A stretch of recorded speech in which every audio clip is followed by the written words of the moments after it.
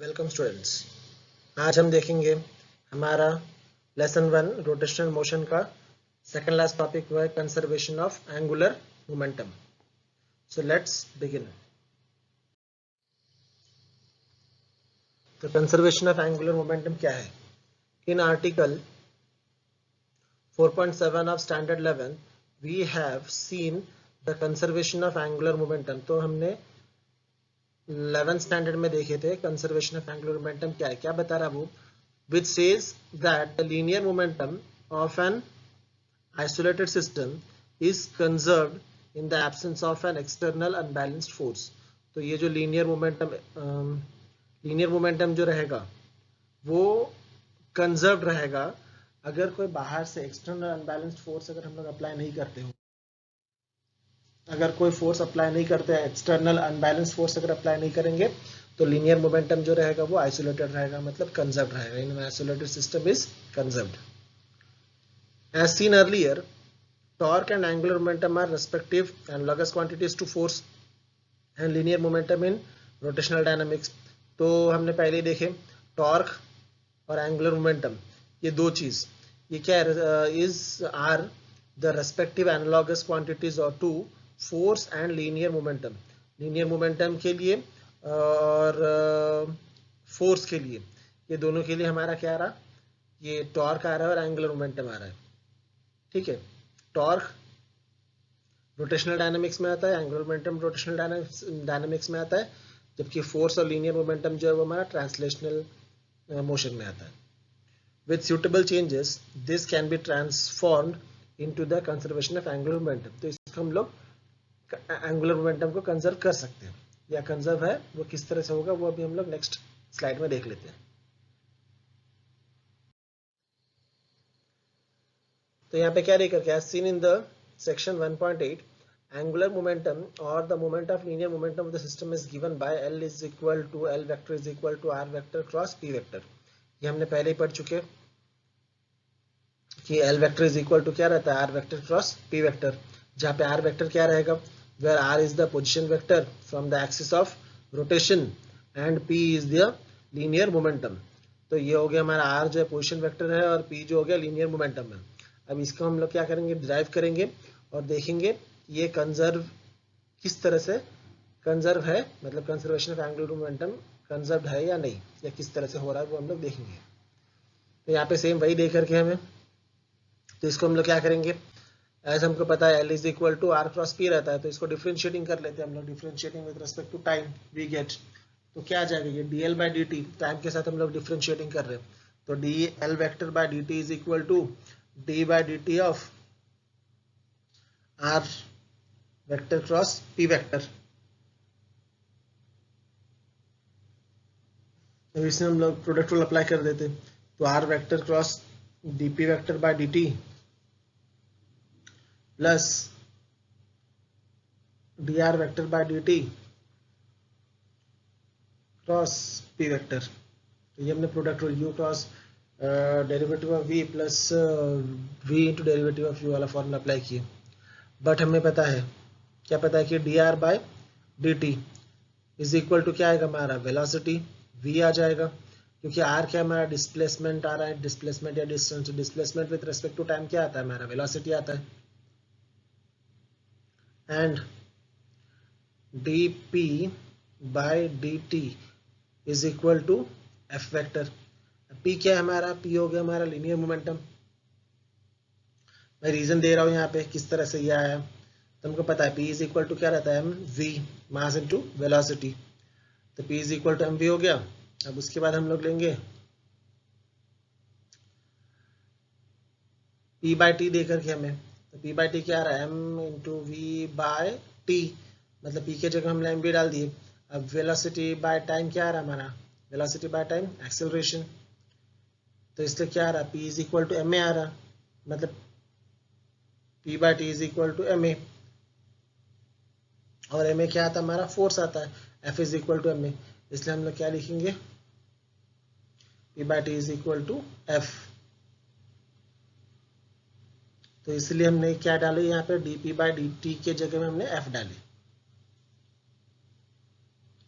फिर आगे values put कर लेते हैं। क्या आएगा हमारा, therefore dl vector by dt vector is equal to r vector cross dp by dt के जगह में क्या आ रहा है हमारा f vector plus dr bye dt के जगह में क्या आ रहा है हमारा v आ रहा है और p के जगह में हमारा क्या आएगा mv। तो mv पहले लिख लिए और dr बाय dt के जगह में हम लोग क्या लिख रहे हैं v। तो यहाँ पे हमें क्या लिख रहा है v vector cross v vector आ रहा है तो dl by dt is equal to r cross f plus 0, क्योंकि v vector cross v vector is equal to 0। ये हमने 11th स्टैंडर्ड में पढ़े थे कि अगर क्रॉस प्रोडक्ट है तो दोनों भी सेम चीज का अगर क्रॉस प्रोडक्ट करेंगे तो वो 0 आएगा। फिर वैल्यू पुट करते हैं, देयरफॉर क्या आ रहा है हमारा dl by dt is equal to आ रहा है हमारा r cross f vector, r vector cross f vector.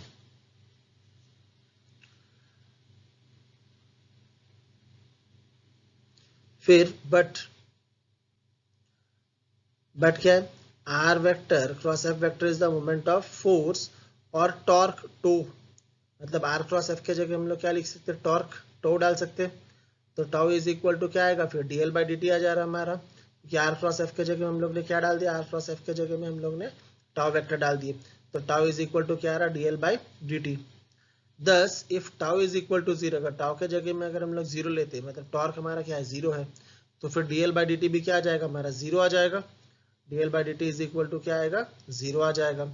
इसका मतलब क्या आ रहा है हमारा l वेक्टर जो है वो कांस्टेंट है, therefore or we can say that l vector is constant. Hence angular momentum l vector is conserved in the absence of external unbalanced torque tau। मतलब अगर हमारा एक्सटर्नल बैलेंस टॉर्क अगर नहीं देते हम लोग, एक्सटर्नली या बाहर से कोई अगर उसको टॉर्क नहीं अप्लाई करते, फोर्स अप्लाई नहीं करते, तो लीनियर एंगुलर मोमेंटम जो रहेगा वो कंजर्व रहेगा, वो चेंज नहीं होगा, कांस्टेंट रहेगा वो। This is the principle of conservation of angular momentum, which is analogous to conservation of linear momentum।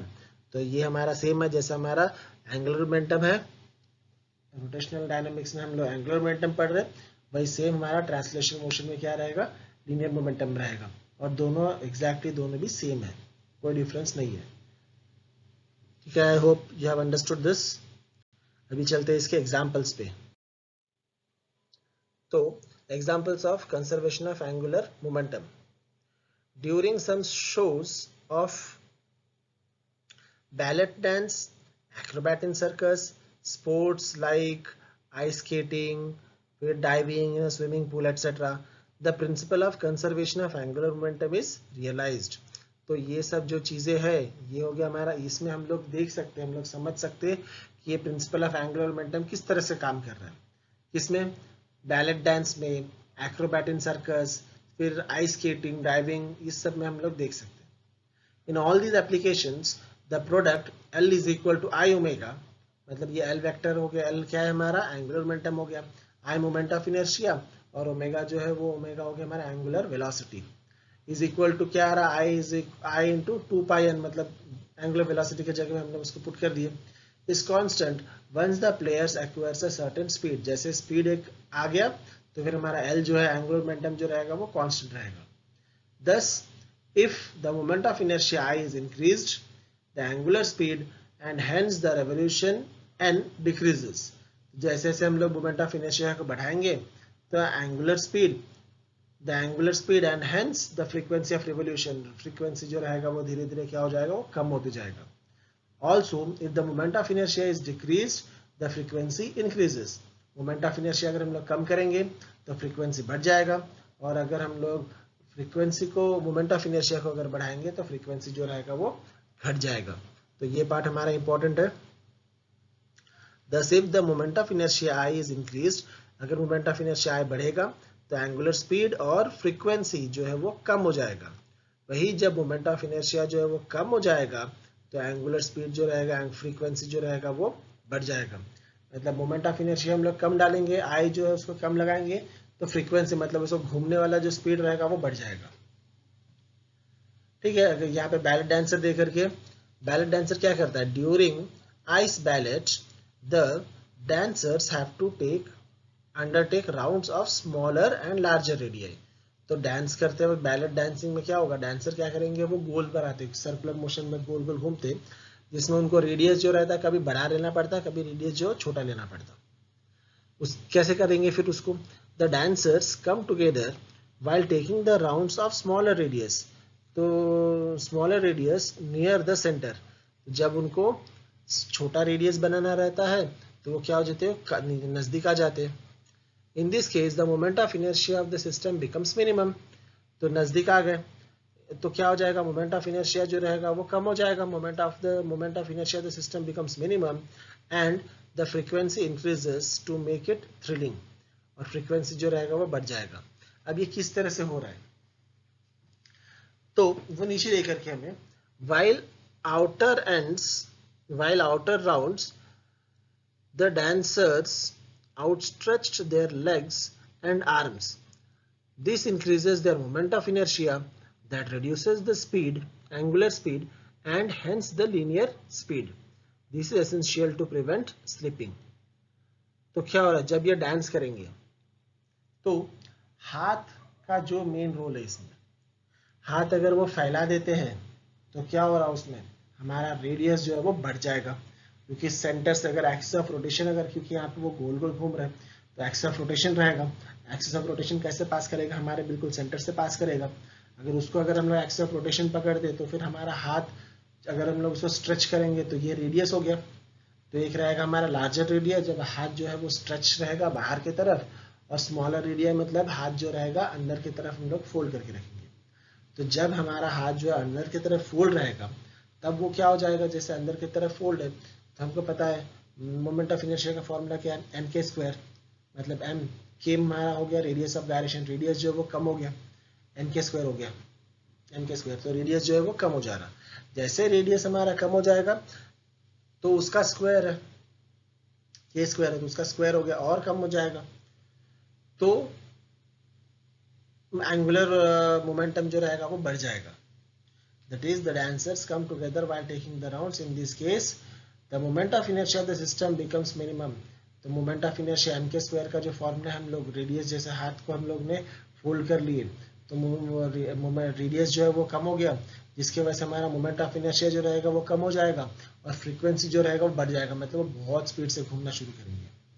वैसे ही अब इसका उल्टा क्या रहेगा, जैसे उनका भी अपना फ्रीक्वेंसी कम करना है तो क्या करेंगे, अपना हाथ जो है उसको आउटस्ट्रेच कर देंगे, बाहर की तरफ खोल देंगे। बाहर की तरफ खोलने से क्या हो जाएगा, रेडियस जो है वो बढ़ जाएगा, रेडियस बढ़ेगा क्योंकि एम के स्क्वायर रेडियस बढ़ गया, उसका डबल स्क्वायर कर रहे तो वो और बढ़ जाएगा, जिसके वजह से हमारा जो है एंगुलर स्पीड वो घट जाएगा, जिससे this is essential to prevent slipping. तो इससे स्लिपिंग जो है वो नहीं होगा, फिसलेंगे नहीं वो।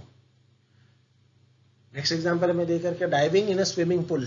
स्विमिंग पूल में डाइव करते वक्त क्या होता है, while on the diving board the divers stretch their bodies so as to increase the moment of inertia।